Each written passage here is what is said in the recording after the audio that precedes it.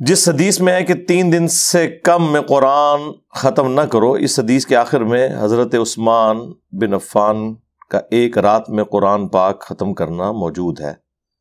اسی طریقے سے عبداللہ ابن عباس کے بارے میں بھی ایک رات میں۔ حضرت عثمان والا جو اثر ہے نا ترمذی کے اندر، ایک تو وہ بغیر سند کے لکھا ہوا ہے، لیکن باقی کتابوں میں اس کی سند ملتی ہے۔ میں نے اس کے اوپر ایک دفعہ لائیو سیشن میں بھی بات کی تھی کہ ایک تو چیز یہ ہے کہ ہم اس طرح کی جتنی روایتیں ہیں انہیں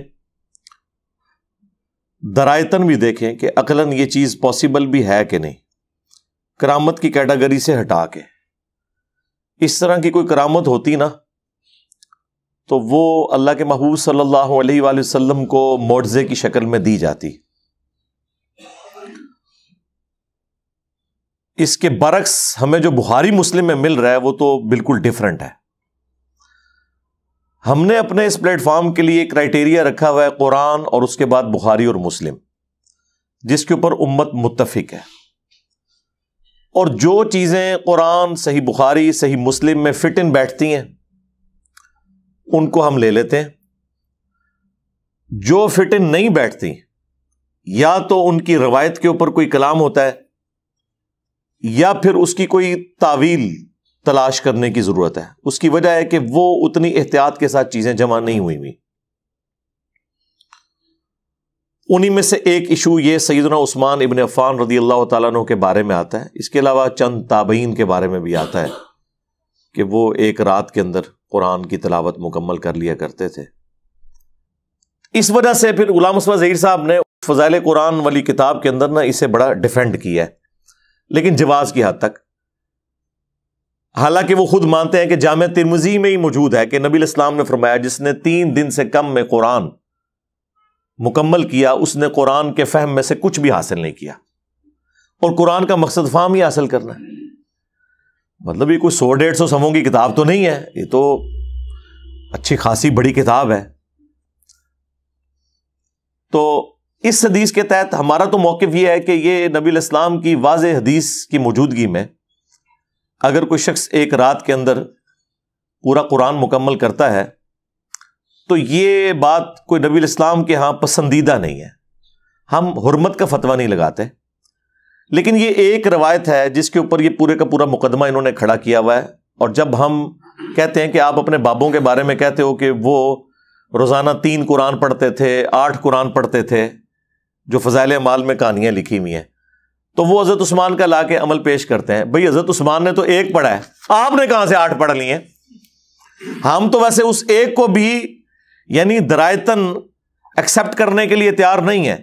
شاید کوئی موسم سرما کی کوئی ایسی رات آ گئی ہو جس کے اندر یہ پاسبل ہو، ادروائز اگر آپ ایک نارمل سپیڈ میں بھی قرآن پڑھیں تو 15 سے 20 منٹ تو ایک پارے کے لیے چاہیے،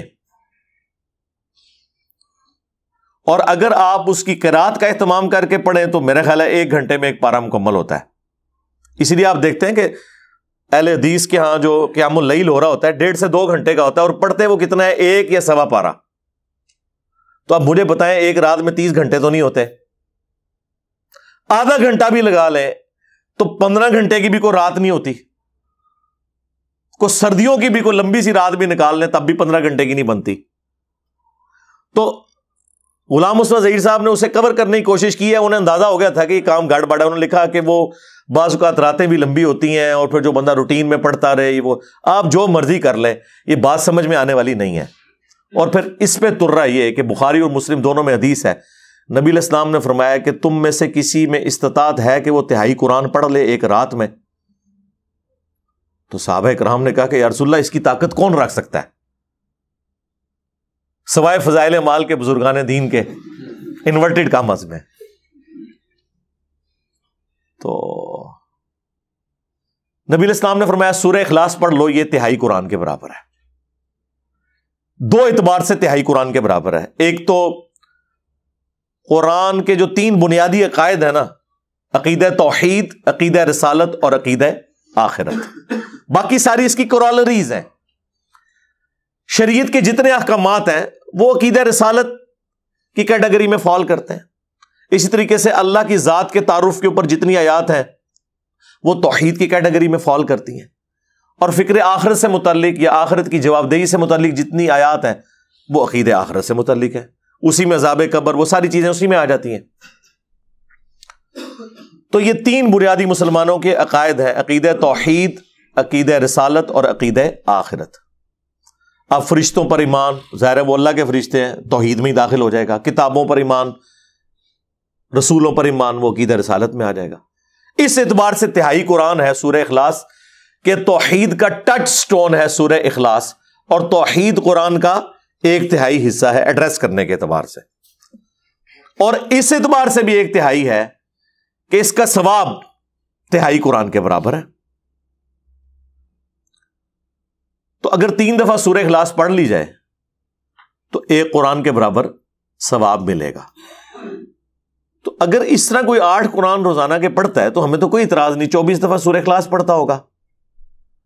لیکن اگر آپ کہتے ہیں کہ نہیں وہ سٹارٹ سے لے کے اینڈ تک پڑھیں تو پھر اس طرح کی باتوں کا مذاق ہی بنے گا نا، اور پھر آپ اسے کرامت بنا کے پیش کریں گے تو ہم کہیں گے کہ یہ کرامت اللہ کے نبی علیہ السلام کو کیوں نہیں حاصل تھی، جو آپ بعد کے لوگوں کے بارے میں کلیم کر رہے ہیں۔ سب سے زیادہ قرآن کے ساتھ شغف رکھنے والا کون تھا؟ اللہ کے نبی علیہ السلام۔ بخاری مسلم دونوں میں حدیث ہے کہ اللہ تعالی سب سے زیادہ توجہ سے وقت کے پیغمبر کو سنتا ہے جب وہ اللہ کی کتاب کی تلاوت کرتا ہے، یعنی یہ اللہ کو جو پسندیدہ ترین چیزیں ہیں نا وہ اپنے نبی کی قرات سننا ہے قرآن پڑھتے ہوئے۔ تو نبی علیہ السلام کا تو اوڑھنا بچھونا ہی قرآن تھا، اتنا تھا کہ سورۃ المزمل میں اللہ تعالیٰ نے نبی علیہ السلام کی جو حالت دیکھی کہ آپ پوری پوری رات قیام کرتے ہیں تو آپ کو کہا گیا کہ آپ تھوڑا ریلیکس کریں، آدھی رات کر لیں، چلے تھوڑا بڑھانا اس سے کر لیں، نہیں تو تہائی رات، پھر کل کو آپ کے اوپر مشکلات بھی آنی ہے جہاد اور قتال کے اعتبار سے، اور آپ کے ساتھیوں نے معاش کی تلاش بھی کرنی ہے، یہ ساری کی ساری چیزیں ساتھ اٹیچ ہیں، تو آپ قیام کو کم کریں۔ تو نبی علیہ السلام کا تو اوڑھنا بچھونا قرآن تھا۔ یہ جو 5 وقت نمازوں کا شیڈیول ہے یہ تو مدینہ شریف میں سٹارٹ ہوا ہے، مکے کے بالکل اینڈ پہ جا کے واقعہ معراج ہوئی ہے، اور اس سے پہلے جو مکی دور میں 13 سال تک نبی علیہ السلام کا جو عبادت کا معاملہ تھا وہ رات کو قیام اللیل تھا، اس میں قرآن پڑھنا، کوئی 5 نمازوں کا شیڈیول نہیں تھا۔ لیکن وہ قیام اللیل آپ والا نہیں کہ 1.5 یا 2 گھنٹے والا، نہ بعض اوقات پوری رات، بعض اوقات 2/3 رات، بعض اوقات آدھی رات، نارمل تھا۔ اسی لیے بخاری مسلم دونوں میں آتا ہے نا، حضرت عبداللہ ابن مسعود رضی اللہ تعالیٰ عنہ کہتے ہیں کہ اگر میں جانتا کہ مجھ سے زیادہ کوئی قرآن جانتا ہے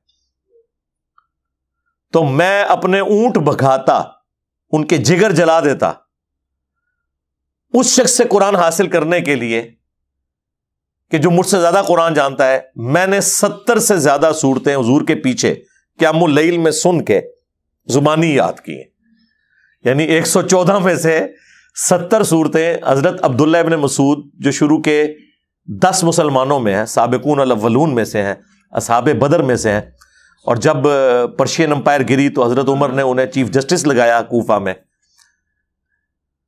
وہ کہہ رہے ہیں میں نے 70 صورتیں حضور کے پیچھے سن سن کے زبانی یاد کر لی، وہ قیام اللیل کی وجہ سے۔ عرب کی کرائمنگ تو بڑی کلاس کی تھی۔ تو اگر کوئی ایسا معاملہ ہوتا تو وہ کہتے ہیں کہ میں جاتا قرآن سیکھنے کے لیے۔ اچھا، اس میں انہوں نے جو میں جتنی کی ہے نا، کوئی فتویٰ نہیں لگتا، یہ ان کی آنر ہے۔ آج اگر عمران خان صاحب یہ کلیم کرتے ہیں کہ میں نے 92 کا ورلڈ کپ جتایا تو اس میں آپ یہ کہیں گے کہ متکبر ہے، یا جہانگیر خان کہتا ہے کہ جی میں 500 سے زیادہ مقابلوں میں ان بیٹن رہا ہوں، یہ کبھی بھی کسی بھی کھیل کی ہسٹری میں نہیں ہوا کہ کوئی شخص 500 دفعہ کھیلے اور ہارے نا، ٹھیک ہے۔ تو اس میں نہیں ہے، ان کی کنٹریبیوشن ہے۔ دین کے معاملے میں بھی جن لوگوں نے کنٹریبیوٹ کیا ہے وہ اس طرح بولتے تھے۔ اس زمانے میں کوئی کسی کے اوپر فتوی نہیں لگاتا تھا کہ تم متکبر ہو گئے ہو۔ تو صحابہ کرام علیہم رضوان میں قرآن سیکھنے کا جذبہ اور شوق یہ تھا، لیکن آپ کو کہیں اس طرح نہیں ملے گا کہ وہ 3 یا 8 قرآن اور یہ سب کچھ جو کچھ یہ انہوں نے فضائل اعمال میں لکھا ہوا ہے، اور پھر حدیثیں جب موجود ہوں کہ صحابہ کرام تو اس چیز کو سمجھ رہے ہوں کہ محال ہے، اور نبی علیہ السلام فرما رہے ہوں کہ اس نے قرآن فہمی کا حق نہیں ادا کیا، اور آپ یہ کہتے ہیں جناب کہ جی 61 قرآن امام حنیفہ رحمۃ اللہ علیہ جو ہے وہ پڑھ لیتے تھے رمضان شریف میں، وہ کہتے ہیں جی ایک دن کے وقت ایک رات کے وقت، تو یہ 30 روزے ہو گئے، تو 60 قرآن اور ایک تراویحوں میں بھی۔ تو رات میں تو وہ پہلے ہی پڑھ رہے تھے، تراویح میں کون سا قرآن سن رہے تھے؟ نہیں، وہ تراویح بھی پڑھتے سن جماعت نہ، بس وہ ایک ساتھ بنایا ہوا ہے۔ تو 61 قرآن انہوں نے مشہور کیا ہوا ہے، اور یہ فضائل اعمال میں لکھا ہے۔ میں نے پہلے بھی کئی دفعہ عرض کیا ہے کہ جہلم میں ہی تبلیغی مرکز بھی ہے۔ ایک دفعہ میں ظہر کی نماز کے لیے اپنے بچوں کے ساتھ گیا وہاں نماز پڑھنے کے لیے۔ ظہر کی نماز وہ عموماً لیٹ پڑھتے ہیں، تو گرمیوں میں سنت ہے ظہر کی نماز کو لیٹ پڑھنا، تو میں کبھی کبھار وہاں جماعت کے ساتھ نماز پڑھنے، جن دنوں میں پبلکلی اس طرح جایا کرتا تھا ان دنوں کی بات کر رہا ہوں، تو ظہر کے بعد وہ فضائل اعمال سے درس کا سلسلہ بھی کرتے ہیں، تعلیم جسے کہتے ہیں۔ تو میرے بچے چھوٹے چھوٹے، یعنی 10 سال سے کم عمر تھی دونوں کی اس وقت، تو وہ فضائل اعمال سے وہ یہی پڑھ رہے ہیں کہ جی ایک بزرگ جو ہے روزانہ 3 قرآن پڑھتے تھے، 8 قرآن پڑھتے تھے، اور یہ سب کچھ نا۔ اب میں یعنی وہ سن رہا تھا اور مجھے بڑی پریشانی لگی ہوئی تھی۔ مجھے پتا تھا کہ یہ جو کچھ میں سوچ رہا ہوں کہیں یہ بھی نہ یہ سوچ رہے ہوں، اور میرا خدشہ درست نکلا۔ جب واپسی پہ موٹر بائک میں نے نکالی تو میرا بیٹا مجھ سے پوچھتا ہے کہ بابا یہ کیسے ہو سکتا ہے کہ روزانہ کوئی 8 قرآن پڑھ لے؟ ٹھیک ہے، اب ظاہر ہے وہ اس وقت تک 3 دفعہ تو قرآن ناظرہ وہ کمپلیٹ کر چکا ہوا تھا۔ اب اس کو تو نہیں آپ دھوکہ دے سکتے کہ بھئی یہ کرامت ہو گئی یا کوئی ٹائم بڑھ گیا اور یہ ہو گیا اور وہ ہو گیا۔ تو میں نے اسے کہا کہ بیٹا یہ کہانی ہے، اس کو چھوڑ دو، جو باقی باتیں ہیں وہ آپ لے لو۔ یہ آپ نے امت کو ایجوکیٹ کرنا ہے ساتھ ساتھ۔ یہ کہانیاں لکھ کے مر چکے ہیں، مصیبت ڈال گئے ہیں پچھلوں کو، اور پھر جب ہم ان لوگوں کی باتوں کا انالیسس کرتے ہیں، لوگ کہتے ہیں ہمارے بزرگوں کا مذاق اڑاتے ہیں۔ بزرگوں نے خود مذاق اڑایا۔ اب فضائل اعمال میں انہوں نے لکھا ہوا کہ جی 12 دن تک ایک بزرگ کا واقعہ ہے کہ ایک ہی وضو سے ساری نمازیں پڑھی، یعنی 12 دن تک نہ وہ سوئے، نہ انہوں نے کھانا پینا کیا، اور نہ ٹوائلٹ گئے۔ ٹھیک ہے، تو وہ کوئی بہت بڑے لیول کا کوئی، میرا خیال ہے grains book of world record میں اس مریض کا نام لکھنا چاہیے۔ کوئی مریض ہی ہوگا نا جس کی نہ ہوا جاری ہو، نہ اسے پیشاب آئے، نہ اسے بھوک لگے، یا وہ پھر بستر مرگ کے اوپر ہوگا، اور اشاروں سے اس نے 12 دن تک یہ ساری نمازیں پڑھی ہوں گی، لیکن یہ تو نہیں لکھا ہوا۔ اور کہتے ہیں کرامت ہے۔ کرامت تو صحابہ کرام کو تو اس طرح کی کوئی کرامت حاصل نہیں تھی، اور اس زمانے میں تو سب کچھ نارمل چلتا تھا۔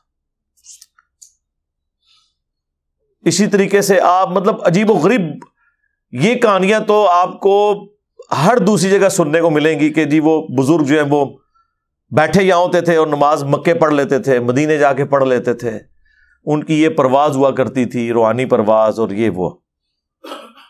ہم کہتے ہیں جی صحیح مسلم میں حدیث موجود ہے، مشکات کے اندر بھی ہے، بنو سلمہ جو ہیں وہ مدینے کے چوراہے پہ کھڑے ہیں، اللہ کے نبی پاس سے گزرے ہیں صلی اللہ علیہ وآلہ وسلم، اور استفسار فرمایا تو انہوں نے کہا یا رسول اللہ ہم نے ارادہ کیا کہ ہم شہر میں شفٹ ہو جائیں، کیونکہ ہمیں گاؤں سے آنا پڑتا ہے نماز پڑھنے کے لیے، لیٹ ہو جاتے ہیں۔ تو آپ علیہ السلام نے فرمایا کہ تم وہیں رہو، تم جتنے قدم چل کے آتے ہو تو اللہ کے حضور تمہارے لیے نیکیاں لکھی جاتی ہیں۔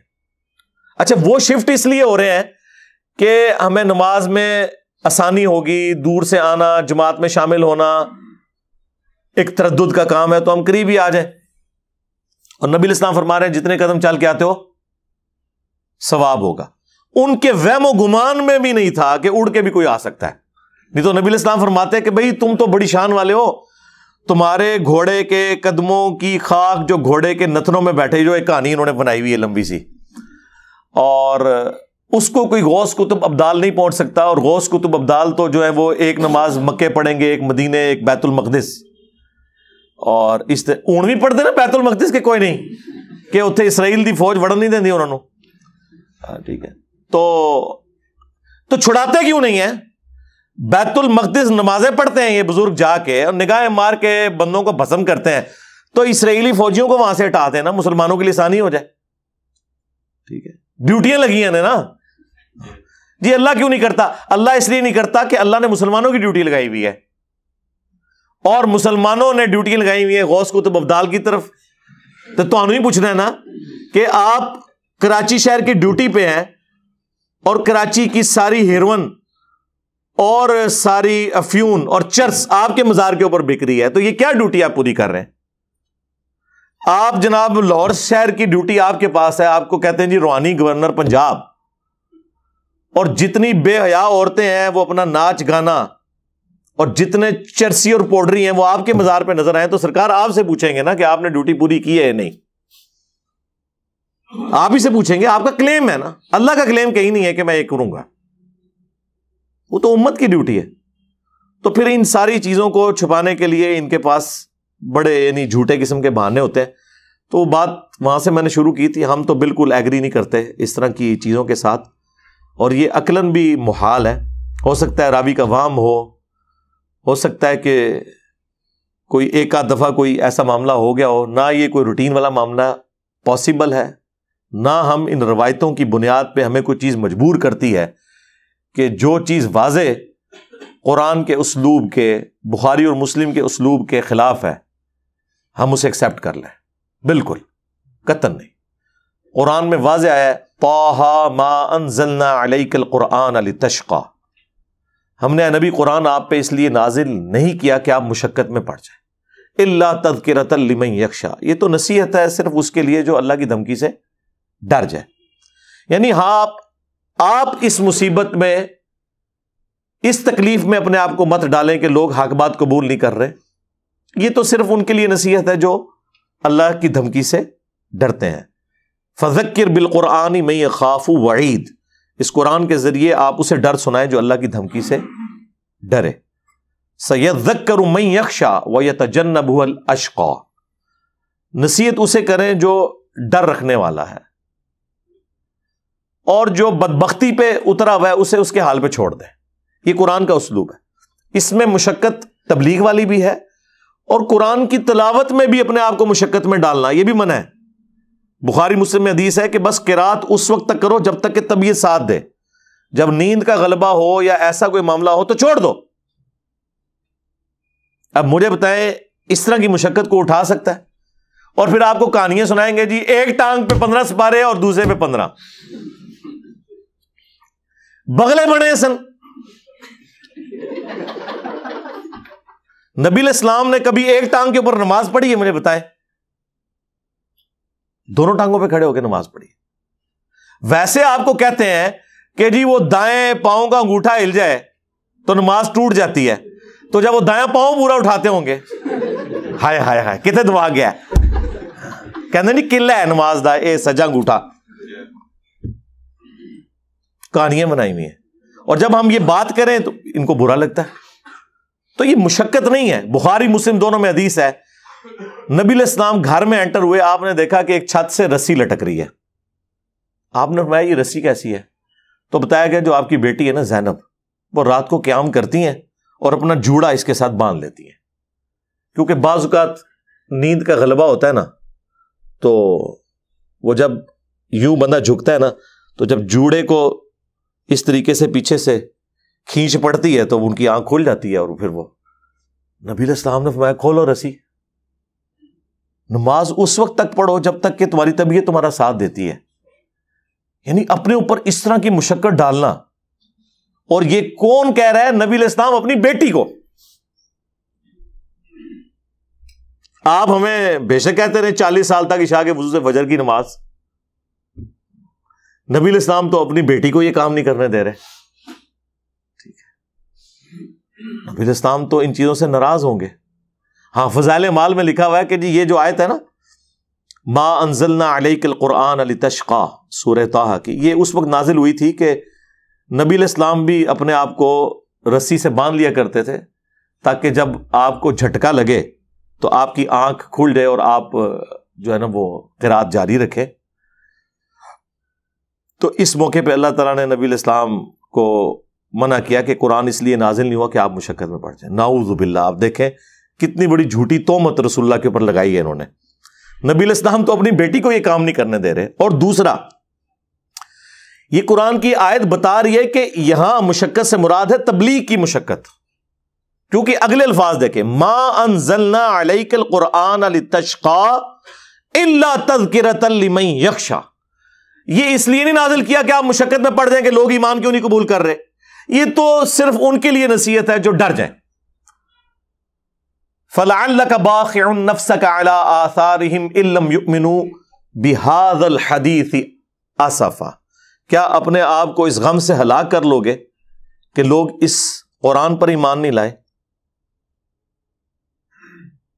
یعنی نبی علیہ السلام کو تبلیغ کے اعتبار سے یہ بات کی جا رہی تھی، نہ کہ اس اعتبار سے جو یہ لوگ مانا لے رہے ہیں. وہ بھی کرالری کے طور پہ درست ہو سکتا ہے، لیکن وہ بعد کی بات ہے. تعویل خاص میں تو یہ اس معاملے میں تھی، لیکن فضائل مال میں انہوں نے لکھ دیا. اور ظاہر ہے اس طرح کی باتیں اس لیے لکھی کہ فضائل مال کے مقدمے میں خود انہوں نے لکھا ہے کہ طبیبوں نے، یعنی ڈاکٹرز نے، مجھے ایک ذہنی مرض کی وجہ سے، مرض بھی ذہنی، چند دنوں کے لیے دماغی کام سے روک دیا تھا کہ یہ آپ کے ذہن کے اوپر. تو کہتے ہیں کہ میرے پیر صاحب جو ہیں مولانا الیاس کاندھلوی، جنہوں نے تبلیغی جماعت بنائی تھی، بڑے عرصے سے انہوں نے مجھے ریکویسٹ کی بھی تھی کہ آپ کوئی ایک سلیبس تبلیغی جماعت کے لیے لکھ دیں. یہ جو 6 نمبر پڑھتے ہیں تو آپ ریٹن میں کر دیں، تاکہ اس میں سے پڑھ کے، پہلے اس کا نام تبلیغی نصاب ہوتا تھا، فضائل اعمال، فضائل حج، فضائل درود، یہ سارے اس کے چیپٹرز تھے. تو وہ کہتے ہیں میں نے فضائل صدقات بھی ہے اس میں نے یعنی فرصت کے ان ایام کو غنیمت سمجھا، اور میں نے کہا کہ اچھا آگے الفاظ دیکھیں، وہ کہتے ہیں کہ اگر یہ اوراق پسند خاطر نہ بھی ہوئے، یعنی جو میں لکھ رہا ہوں اگر یہ شیخ کو نہ بھی پسند آیا میرا نصاب، ویسے پسند آیا، وہ آج تک پڑھ رہے ہیں، قرآن پڑھنے کی توفیق نہیں ہوئی ہے. ہاں، وَأُوحِيَ إِلَيَّ هَذَا الْقُرْآنُ لِأُنذِرَكُم بِهِ وَمَن بَلَغَ. اے نبی تم فرماؤ قرآن میں نے اس لیے وحی کیا تمہاری طرف تاکہ تم اس قرآن کے ذریعے ڈر سناؤ اور جس تک بھی یہ پہنچ جائے. آج بھی آپ رائے وینڈ چلے جائیں، قرآن کا ترجمہ نہیں رکھا ہوا انہوں نے، اپنا بھی نہیں رکھا ہوا اشری تھانوی کا. جی اختلاف پیدا ہوتا ہے. میں نے جب ان کے سٹال والے سے پوچھا نا، رائے وینڈ اجتماع میں گیا، یہ بات ہے 2 نومبر 2007 کی، تو آج بھی بائی چانس نومبر کا ہی مہینہ، آج 13 نومبر 2022 ہے، تو میں کتنی پرانی بات آپ سے کر رہا ہوں.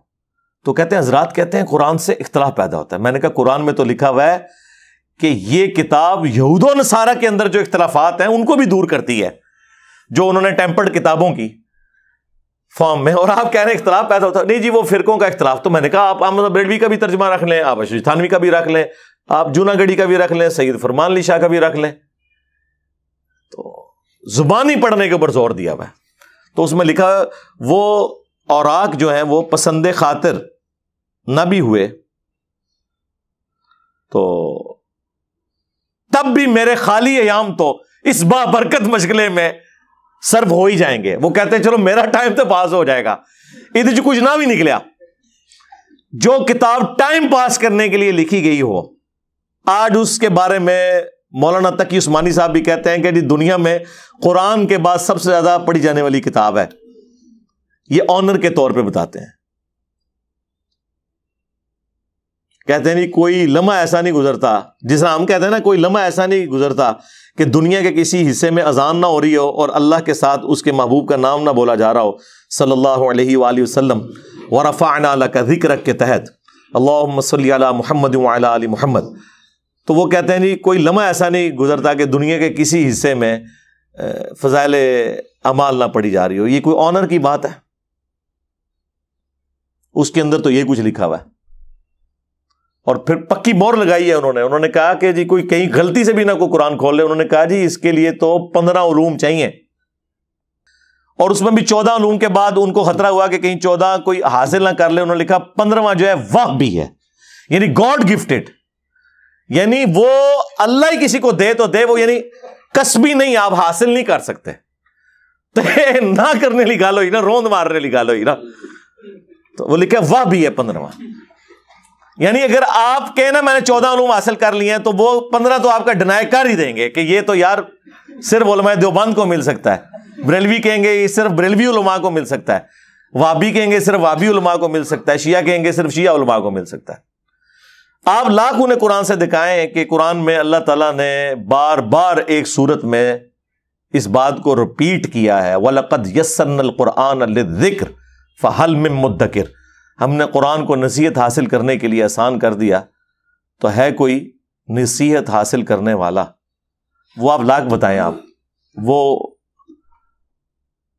ان کے اوپر سے گزر جائے گی، کیونکہ ظاہر ان کو ایک گیئر الٹا لگ گیا نا، اور پھر اس پہ ترا انہوں نے اور پکا کرنے کے لیے کہ کہیں کوئی مطلب جب سمجھے گا نہیں تو لوگ پوچھیں گے یار پھر قرآن نازل کس لیے ہوا ہے، تو انہوں نے کہا ان کو نا آپ اس طرف لگا دو کہ یہ پڑھو تو اتنا ثواب، یہ پڑھو تو اتنا ثواب۔ اس سے کس کو انکار ہے؟ وہ سائڈ بینیفٹ ہے۔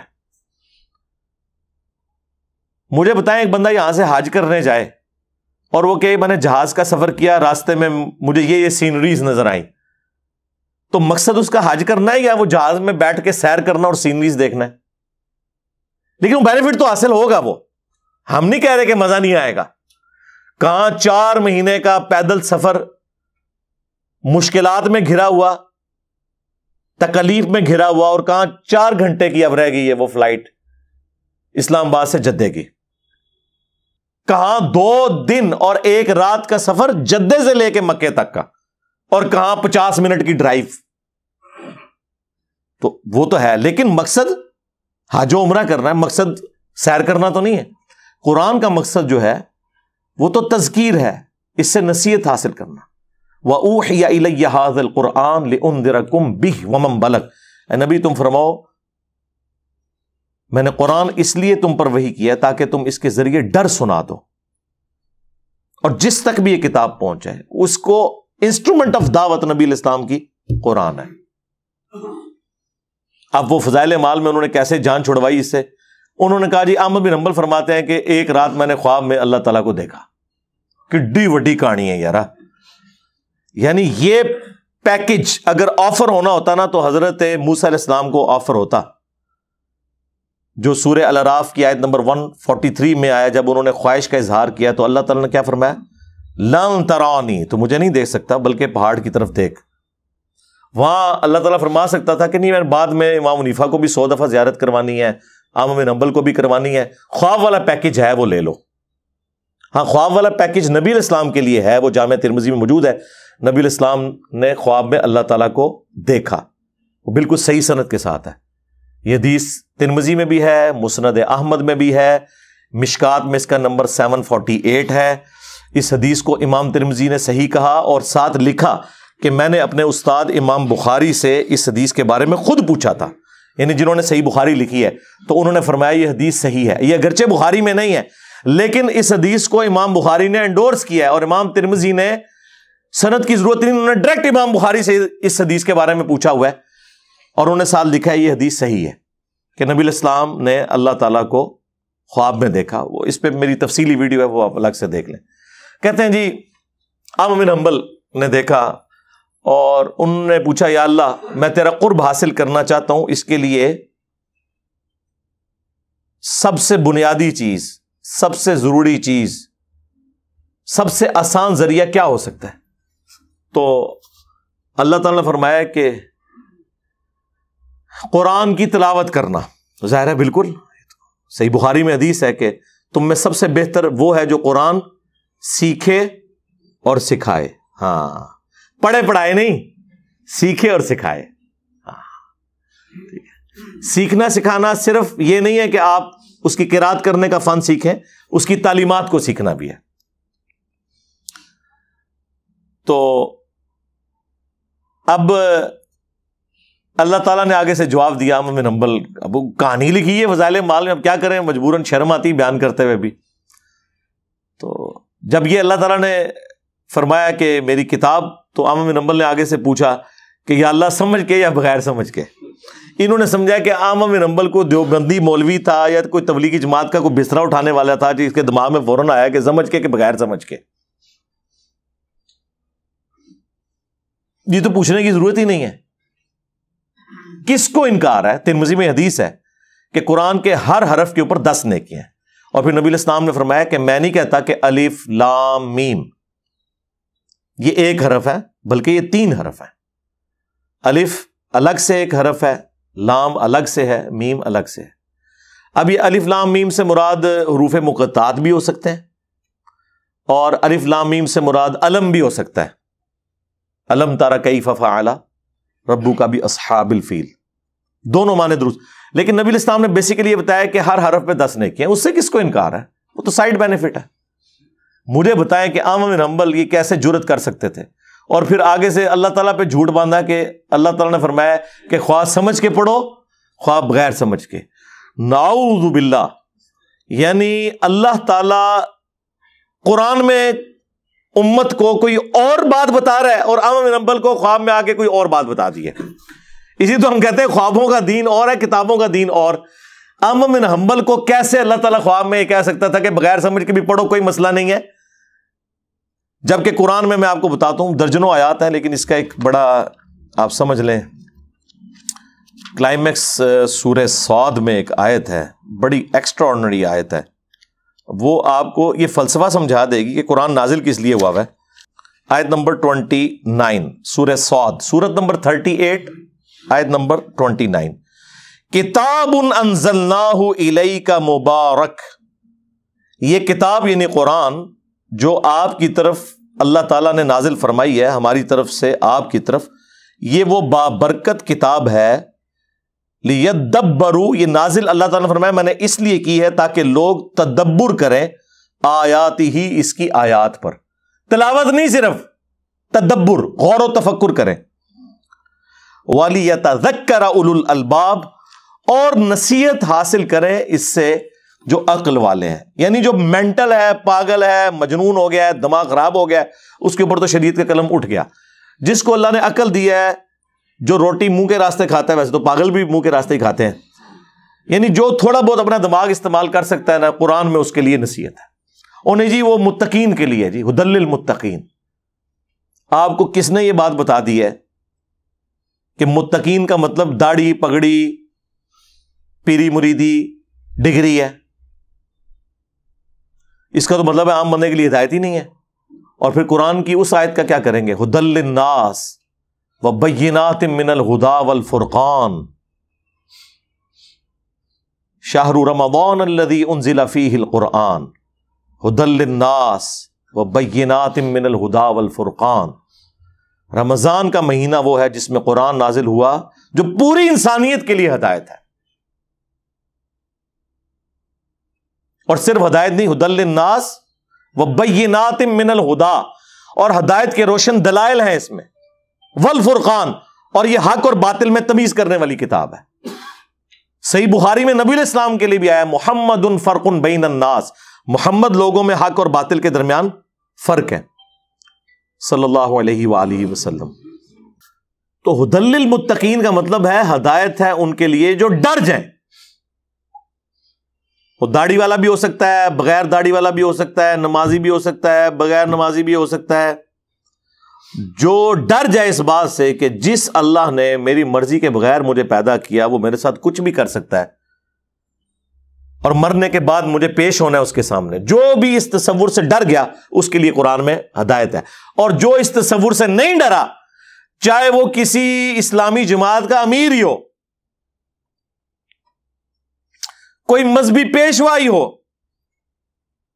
2 فٹ لمبی اس کی داڑھی ہو، اور پورے تھان جتنی اس نے پگڑی سر پہ باندھی ہوئی ہو، اس کے لیے قرآن میں کوئی ہدایت نہیں ہے اگر وہ ڈرتا نہیں ہے. ہدی للمتقین کا مطلب یہ ہے.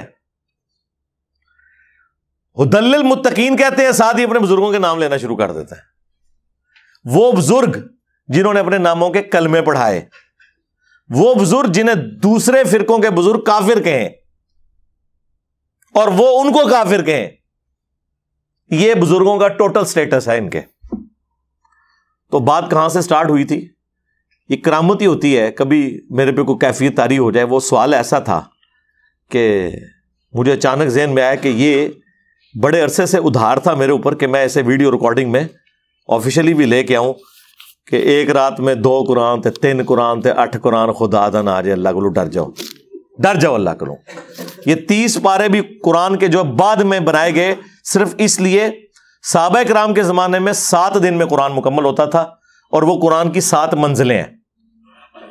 بعد میں جب لوگوں کی مصروفیات بڑھ گئیں تو 30 پارے کیے گئے کہ چلو روزانہ کا 1 پارہ پڑھ لیا جائے. یہ روزانہ کے 8 قرآن یا رات کو کھڑے ہو کے ایک ٹانگ پہ 15 سپارے دوسرے پہ 15 سپارے، یہ تو اس چیز کو تو اس زمانے میں تو گناہ ہی سمجھا جاتا تھا. بخاری مسلم دونوں میں حدیث ہے کہ 3 اصحاب نبی علیہ السلام کی غیر موجودگی میں آئے اور امہات المومنین سے انہوں نے پردے میں پوچھا کہ نبی علیہ السلام کی دن رات کی روٹین کیا ہے، اور انہوں نے گمان کیا کہ حضور کی تو روٹین بڑی نارمل سی ہے، آپ کوئی زیادہ عبادت نہیں کرتے، نہ اس طرح زیادہ نمازیں پڑھتے ہیں، نہ زیادہ روزے رکھتے ہیں. تو انہوں نے آپس میں گفتگو کی کہ اللہ کے نبی تو بخشے بخشائے، انہیں تو ضرورت ہی نہیں ہے. ایک شخص نے کہا کہ میں شادی نہیں کروں گا پوری زندگی، اللہ اللہ کروں گا. دوسرے نے کہا کہ میں روزانہ روزہ رکھوں گا، اور تیسرے نے کہا کہ میں روزانہ پوری رات جاگ کے نماز پڑھا کروں گا. اب یہ تینوں وہاں اقوال زرعی ارشاد فرما کے جب چلے گئے اور اللہ کے نبی علیہ السلام واپس آئے تو اللہ کے نبی کو بتایا گیا کہ یہ آپ کے اسٹوڈنٹس اس قسم کی گفتگو کر کے گئے ہیں. حضور جلال میں آ گئے. آپ نے کہا کہ بلاؤ ان کو. انہوں نے تو سمجھا ہے کہ سانو کوئی تمغہ دینے لگے نے.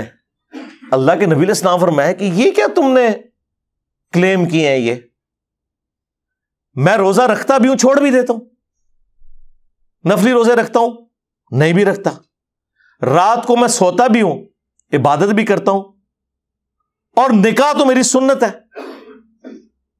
جس نے میری سنت سے اغراض کیا، من رغب عن سنتی فلیس منی، اس کا مجھ سے کوئی تعلق نہیں ہے. اسی حدیث کے اوپر امام بخاری نے باب بند ہے کہ عبادت میں غلو کرنا مکروہ ہے، دین میں ناپسندیدہ عمل ہے نمازوں میں نوافل میں غلو کرنا. بخاری مسلم حدیث ہے، عبداللہ بن عمر بن عاص کی شکایت حضور تک پہنچی کہ جی ان کی بیوی کی جانب سے کہ یہ روزانہ جناب روزے رکھتا ہے، رات کو عبادت کرتا ہے. نبی علیہ السلام نے بلا کے ڈانٹا. آپ نے فرمایا کہ یہ کیا، اگر روزانہ رات کو جاگو گے تو اندھے ہو جاؤ گے. اب حضور کو اگر کوئی بتائے کہ یا رسول اللہ آپ کے بعد آنے والے لوگوں نے کیا کام ڈالے ہیں، کتنے صوفیاء کے بارے میں تذکرۃ الاولیاء میں لکھا ہوا ہے کہ رات کو وہ نمک کا سرما آنکھوں میں لگاتے تھے تاکہ جاگ کے عبادت کر سکیں، اور آپ کیا فرما رہے ہیں، اندھے ہو جاؤ گے. اور وہ جو بخاری مسلم کی حدیث کے ایک رسی لٹک رہی تھی، حضرت سیدہ زینب حضور کی بیٹی، وہ باندھ کے نماز پڑھتی، اور میں کھولو رسی، جب تک طبیعت ساتھ دے نماز پڑھو چھوڑ دو. یہ کیا ہے کہ جوڑے کے ساتھ رسی باندھی ہوئی ہے، یعنی کتنا یہ غلو. آپ مجھے بتائیں عبد القادر جیلانی یا امام حنیفہ کی طرف جو منسوب ہے، اگر انہوں نے کیا تو اللہ انہیں معاف کرے، اگر انہوں نے نہیں کیا تو اللہ تعالیٰ پچھلوں کے اوپر غضب نازل فرمائے جنہوں نے ان کی طرف جھوٹ منسوب کیا کہ عشاء کے وضو سے فجر کی نماز پڑھتے تھے. ہاں اگر یہ ہے کہ وہ آخری آدھے گھنٹے میں اٹھ کے عشاء پڑھتے تھے اور پھر اسی وضو سے فجر، پھر تو ٹھیک ہے، وہ تو ساڑھے کافی سارے اسٹوڈنٹ انجی کر دینے، پھر مغرب بھی بے شک نال پڑھ لین، کوئی مسئلہ نہیں، نمازیں جمع ہو سکتی ہیں.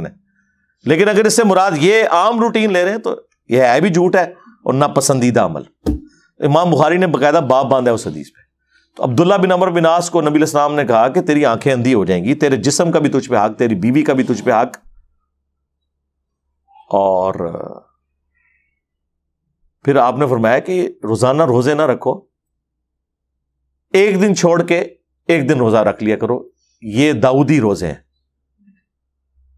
اور روزانہ روزہ رکھنے والا گویا ایسا ہے کہ وہ روزہ رکھتا ہی نہیں. دیکھیں بالکل الٹ بات، یعنی اللہ کے حضور 0 سے ملٹیپلائی. ہم تو سمجھتے ہیں کہ کام زیادہ میٹھا تیز کر دو تو میٹھا ود جاتا ہے. اسلام میں اگر آپ نے میٹھا تیز کیا تو وہ چیز ریجیکٹڈ ہو جائے گی، وہ بدعت ہو جائے گی، کیونکہ نبی الاسلام کے راستے سے ہٹ گئی نا. من احدث فی امرنا ھذا فہو رد، جس نے ہمارے دین میں کوئی چیز خود سے داخل کی وہ مردود ہے. اور مسلم کی وہ حدیث، یہ بخاری مسلم دونوں میں ہے، من احدث فی امرنا ھذا، اور مسلم میں تو الفاظ ہے نبی علیہ السلام ہر خطبے سے پہلے کہتے تھے، اور یہ الفاظ بخاری میں ابن مسعود سے بھی ہے، اما بعد فإن خیر الحدیث کتاب اللہ وخیر الہدی ہدی محمد صلی اللہ علیہ وآلہ وسلم وشر الامور محدثاتها وکل محدثۃ بدعہ وکل بدعۃ ضلالہ وکل ضلالۃ فی النار۔ آگاہ ہو جاؤ، سب سے بہترین کلام اللہ کی کتاب ہے، سب سے ہدایت یافتہ راستہ محمد صلی اللہ علیہ وآلہ وسلم کا ہے، بدترین کام وہ ہیں جو دین میں خود سے داخل کر دیے جائیں، اور وہ کام جو ہیں وہ بدعتیں ہیں، تمام بدعتیں گمراہیاں ہیں، اور یہ تمام گمراہیاں جہنم میں لے جانے والی ہیں۔ کچھ الفاظ سنن نسائی میں ہیں، کچھ ترمذی میں، مین سٹرکچر اس کی بخاری میں موقوفاً ابن مسعود سے ہے، اور مسلم میں امام جعفر نے اپنے باپ امام باقر علیہ السلام سے، اور انہوں نے جابر بن عبداللہ سے یہ حدیث روایت کی ہے۔ مسلم میں اس کا نمبر 2005 ہے۔ تو میرے بھائی، ہم تو پھر عرض ہی کرتے ہیں کہ مرنے سے پہلے اے مسلمان کر لے اس پہ غور، کتابوں کا خدا اور ہے، بابوں کا خدا اور، کتابوں کا نبی اور ہے، بابوں کا نبی اور، کتابوں کا دین اور ہے، بابوں کا دین اور۔ یعنی یہ نہیں ہے کہ وہ کسی اور پیغمبر کو یا اللہ کو یا کسی اور دین کے ماننے والے ہیں، مانے ہوئے ہیں، لیکن نام اس کا لے کے اپنا سودا بیچ رہے ہیں، مکے مدینے کی آواز لگا کے بغداد شریف، اجمیر شریف اور دیوبند شریف اور بریلی شریف میں پھینک رہے ہیں، آواز لگا رہے ہیں مکے مدینے کی۔ اگر یہ مکے مدینے کی آواز لگانا چھوڑ دے تو ہمیں ان سے کوئی گلہ بھی نہ ہو، لیکن ہم اپنے نبی کے ساتھ انہیں غداری کرنے نہیں دیں گے کہ نام لیں ہمارے نبی کا۔ بھائی یہودی ہو جاؤ، عیسائی ہو جاؤ، ہندو ہو جاؤ، جو مرضی کرو، ہم کبھی تمہیں کرٹیسائز بھی نہیں کریں گے۔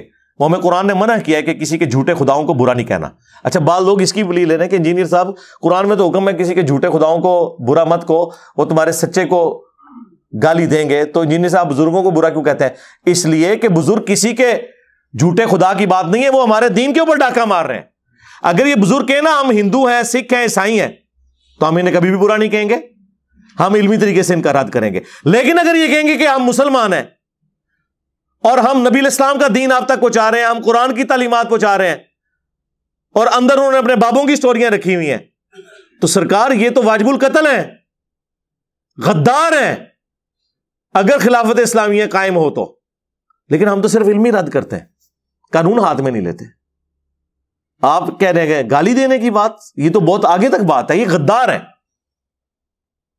اسی لیے تو ہم نے عرض کیا ہے کہ میرے نبی سا ہے ہی کوئی نہیں، تیرے باپ بیٹے شے ہی کوئی نہیں۔ صلو علی محمد وآل محمد، اللہم صلی علی محمد وعلی آل محمد واصحاب محمد وازواج محمد وامت محمد اجمعین الی یوم الدین، آمین۔